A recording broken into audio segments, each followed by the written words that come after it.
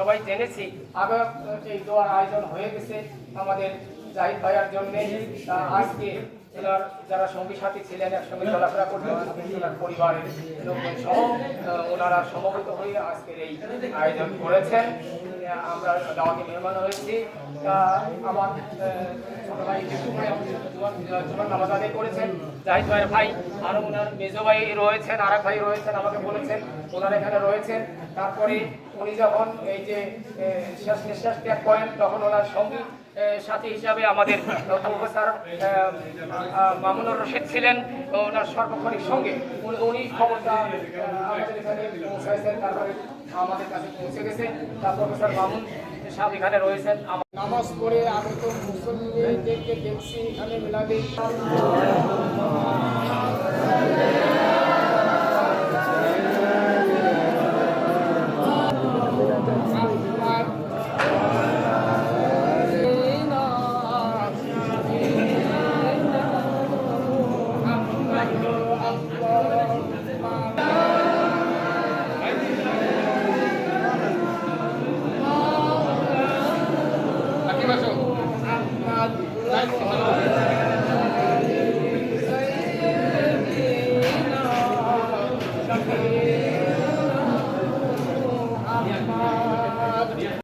পিতা আব্দুল্লাহ নবীজির মাতা আমিনা, নবীজির দুধমা হালিমা, নবীজির রওজা মদিনা।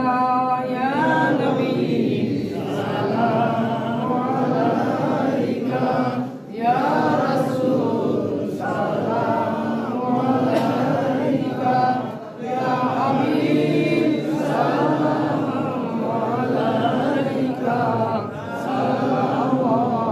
বকশিশ করি তাহলে তারা ফিরে যাওয়ার সময় আমাদের জন্য আল্লাহ পাকের কাছে দোয়া করতে করতে যায়। বলুন না সুবহানাল্লাহ। আমরা কি দোয়া করব? আমরা বৃহস্পতিবার মাগরিবের নামাজ আদায় করার পরে ইশার নামাজ পড়ে 3 বার সূরা ফাতিহা পড়ব, 10 বার সূরা ইখলাস পড়ব এবং কয়েকবার দুরূদ শরীফের হক আদায় করে দোয়া করব যার যার নিজের ভাষা দিয়ে।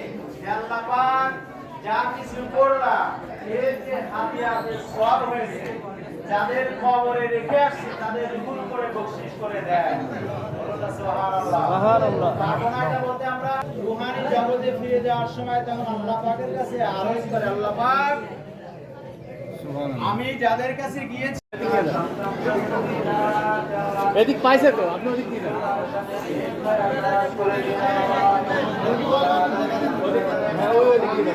একজন কোন 2 প্যাকেট নিয়ে না। হ্যাঁ ওই জায়গায় বসে না, বসে